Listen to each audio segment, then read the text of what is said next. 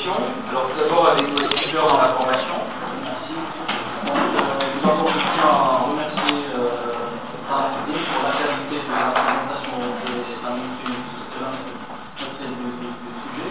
Plutôt, je ne vais pas poser des questions, mais un témoignage tout au long des séances d'encadrement. Donc, Sarah nous a pu démontrer son professionnalisme et l'activité.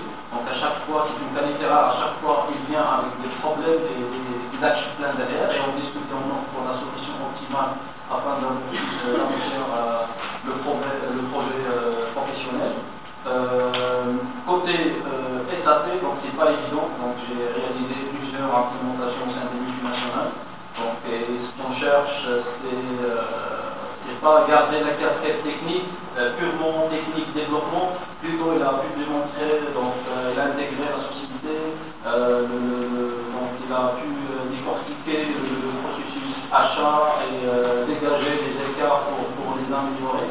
Donc on sait très bien SAP, il s'agit d'un système purement intégré et si on se trompe, c'est toute la chaîne, donc la supply chain qui est impactée.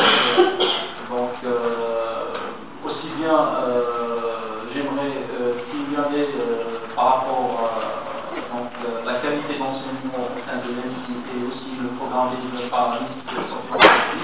Donc on voit juste après, à travers son projet de fin d'études, Tabiai, donc il a pu avoir un poste au sein d'un grand groupe Capgemini. Et je tiens aussi à féliciter, donc je vois une majorité, une domination au sein du groupe, c'est plusieurs, si je ne me trompe pas, c'est plus de centaines de personnes qui travaillent avec Capgemini. Sinon, le travail pour moi, le message donc, est clair, donc je pense qu'il a bien maîtrisé le sujet. Donc il a livré ce qu'on attendait comme miracle. Et puis je souhaite bonne chance pour un futur poste chef de projet, pourquoi pas. Et je vous laisse le soin pour témoigner aussi la qualité du travail. Merci.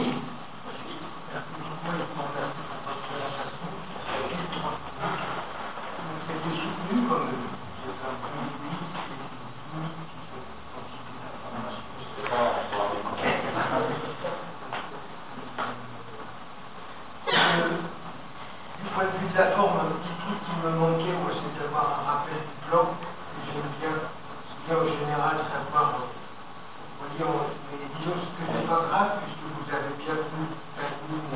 Je mets surtout le chapitre. Oui, mais déjà, c'est bien avoir tout le ensemble, tout petit, hein, pour savoir où on en est, mais disons que c'est votre façon de faire, que vous avez déjà. Je n'ai pas grand-chose à faire. J'ai regardé votre rapport, moi je vais donner le formateur. J'ai vu qu'il y a un très bon glossaire. Il n'y a pas beaucoup de gens avec les acronymes. Là, il y a un glossaire intéressant.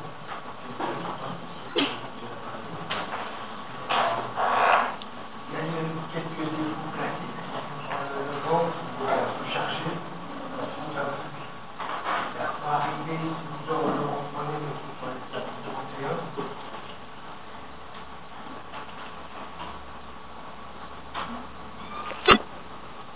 Même si vous mettez en relief ça fait quelque chose. Celui-là, c'est pourtant même à partir à ce moment-là. Il n'y a pas besoin, si vous voulez, de bien faire coucher. Juste agrandir la partie là. Peut-être en remettre les lignes tout ça.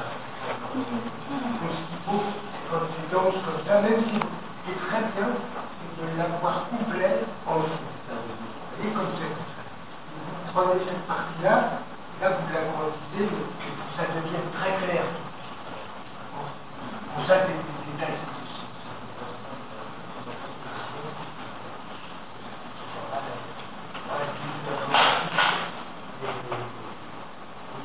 Un autre détail qui sort chercher la poubelle sans la tranquille.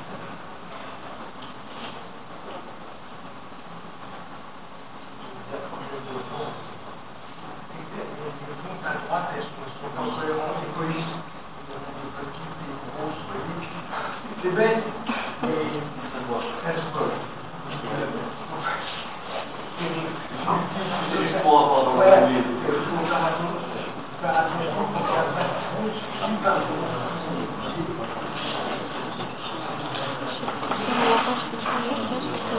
Alors j'ai aussi quelques questions et remarques. Bon, grosso modo, je dirais la même chose que M. Litz. Alors, il y a quand même quelques fautes de français assez fréquentes à l'écrit. Pas tellement à l'oral, c'est bien de français oralement, mais à l'écrit, on sent que c'est beaucoup plus difficile pour nous. Bon, il y en a là que je n'avais pas vu d'ailleurs, mais il faut faire attention à ça.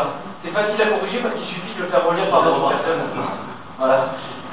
J'en vois moins 2 ou 3 sur ce temps par an, donc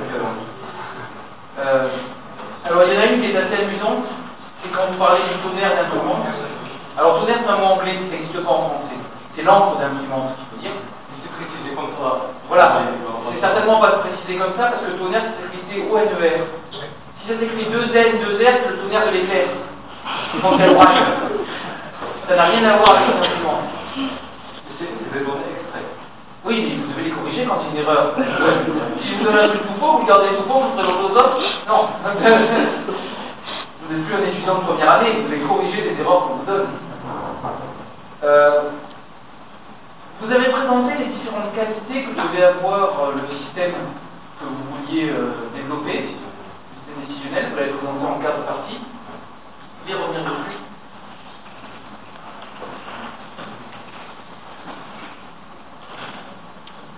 Voilà. Alors, oui, d'accord, il doit avoir ces qualités. Mais ça, tout le monde peut le dire de tout. Alors d'abord, qu'est-ce qui est spécifique à ce système et surtout comment vous mesurez. Par exemple, comment vous savez maintenant que vous c'est élaboré. Ce que vous avez fait, c'est élaboré. Comment vous le savez? Élaboré, ça veut dire mis en production et utilisé déjà avec les acteurs. Alors ça ne veut pas dire ça. Bon, d'accord. Ça veut dire mis en production. Alors ok. Comment vous savez que c'est simple? Comment vous l'avez mesuré? C'est des informations juste parce que les utilisateurs n'ont pas une vraie information côté technique, comment ça se passe. Donc il doit avoir. Non, on ne vous demande pas qu'est-ce que ça veut dire simple. Non, on vous demande comment vous savez qu'il est simple. Comment maintenant vous avez mesuré la personne? Alors vous avez quoi comme feedback utilisateur? Vous avez quel système de feedback? La réunion. Donc juste par des réunions, vous pouvez dire que mon système il est simple parce que. Dans ce cas, on faisait juste des réunions avec un seul responsable d'achat, qui est le key user, un spécialiste dans le fonctionnel et un peu pour le technique, pour faire l'intermédiaire entre l'équipe technique et les autres. Mais ça suffit pas pour dire un système il est simple. Un utilisateur, ça suffit pas. De la même manière, vous dire qu'il est fiable, ça vous le saurez dans 1 ou 2 ans. Mais pour l'instant, d'accord? Et vous le saurez dans 1 ou 2 ans si vous faites des mesures. Parce que sinon, vous ferez comme presque tous les informaticiens sur la net. On dit on a fait quelque chose de simple, d'intuitif et de fiable. En fait, on ne vérifie jamais, hein, parce qu'on ne sait pas comment vous vérifier. D'accord? Donc il faut faire attention aux mots qui sont des grands mots, mais qu'on est incapable de dire si c'est bon ou pas. Par exemple, le maintenable. C'est là la qualité normalement de la solution décisionnelle, ce n'est pas les qualités qu'on a dans notre solution. Oui, mais c'est les qualités, voilà, vous essayez de les atteindre. Mais si vous essayez d'atteindre une qualité que de toute façon vous ne pouvez pas savoir si vous l'avez atteinte, ça ne sert à rien. D'accord? Là, vous essayez d'atteindre qu'elle est maintenable. Alors, quels sont les efforts que vous avez fait pour qu'elle soit maintenable? Vous voyez ce que je veux dire? Quels sont les efforts que vous avez fait pour qu'elle soit flexible? Ben, à mon avis, c'est très embêtant de répondre à ça. C'est pas que vous, c'est pas évident. Le fait que ce soit concis, comment vous mesurez quelque chose qui est concis et quelque chose qui n'est pas concis?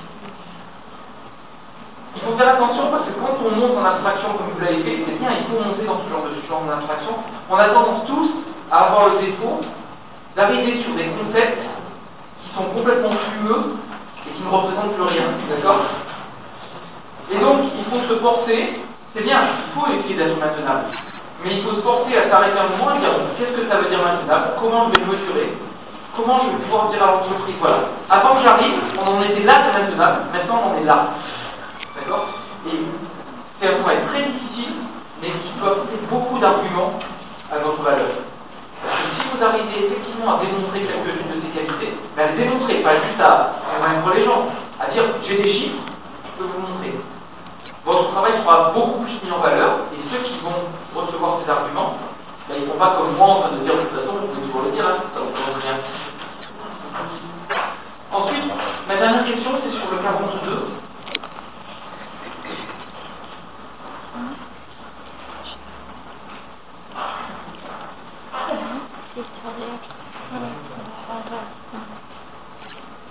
Il y a une méthode sur le schéma-là, qui montrait bien comment on fait. Alors pour le DSA, ok. L'ODS dit, parce que c'est la définition d'un ODS, hein, ça permet de stocker les données à un niveau plus élevé. Je vais vous donner un petit exemple. Mais qu'est-ce que vous appelez un niveau plus élevé?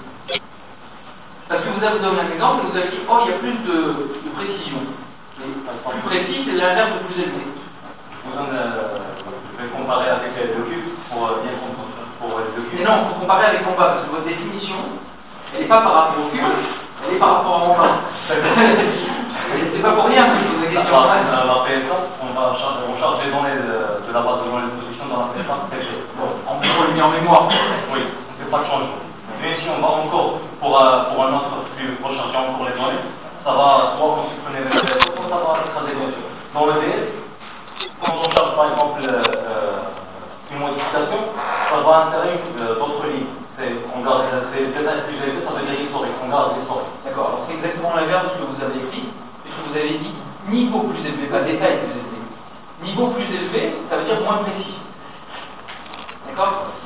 Donc c'est un niveau d'abstraction là, c'est dans le schéma, c'est-à-dire que plus on monte, plus le niveau est élevé, c'est vrai. Mais en fait, ce que vous faites, c'est que dans l'ODS, vous allez préparer vos données pour qu'elles soient mieux adaptées à ce que vous voulez mettre dans l'info. C'est pas que vous allez les rendre plus précises ou moins précises, c'est que vous allez les préparer pour qu'elles aillent bien avec le contexte. C'est-à-dire que tout ce qui ne sert à rien, vous allez l'enlever.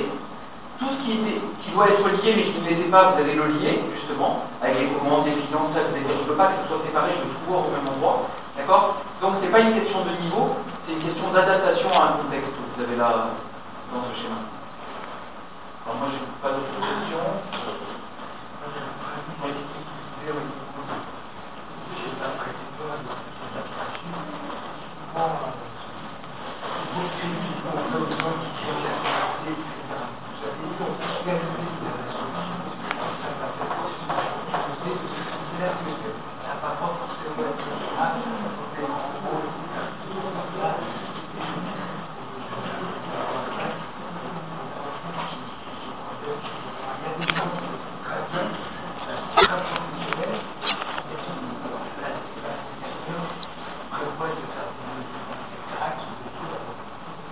De façon générale, les gens, la tendance dans mon travail,